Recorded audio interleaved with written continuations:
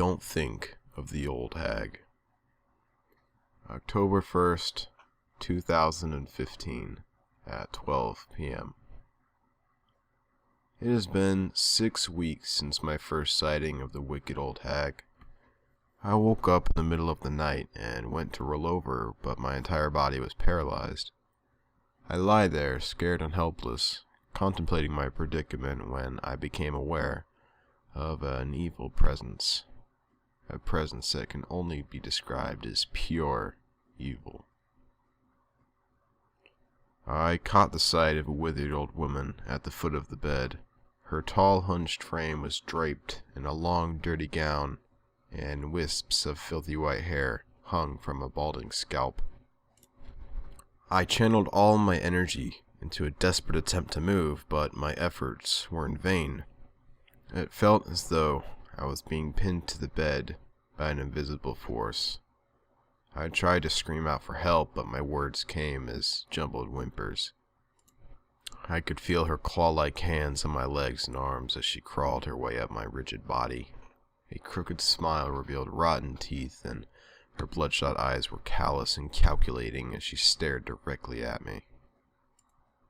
Suddenly I bolted upright in bed, and I could move again. The room was empty, but it was just a bad dream, I concluded. It took a few minutes to catch my breath and settle back to sleep. A couple weeks later, I met an old friend for a drink, and a point in our conversation led to my dream. I had a real scary case of sleep paralysis a couple weeks ago, I told him. Really? Did you see the old hag? My friend replied. An icy chill ran over my body. I hadn't told anyone about the dream, and there was no way he could have known I'd seen it. How did you know about that? I asked in disbelief, with my voice at a quiver. I read about it some time ago, he explained, startled by my reaction. A phenomenon known as the old hag syndrome, where sufferers of sleep paralysis are visited by an entity, often in the form of an old hag. You're screwing with me, I said, and he convinced me to look it up, so when I returned home I typed in the keywords old hag and sleep paralysis into Google. It returned pages full of results, some of which told of an ancient folklore spanning different cultures.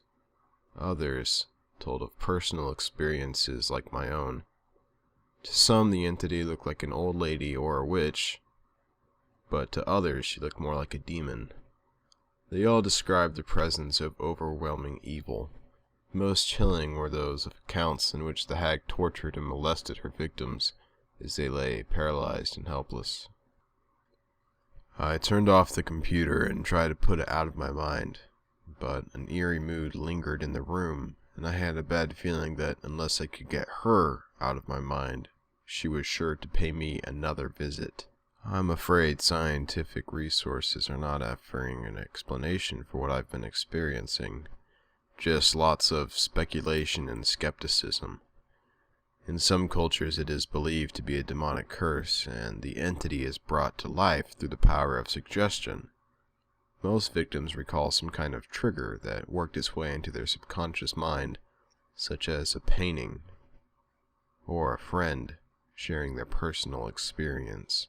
I've been telling myself, don't think of the old hag, but as we all know, the harder you try not to think of something, the more that thought persists.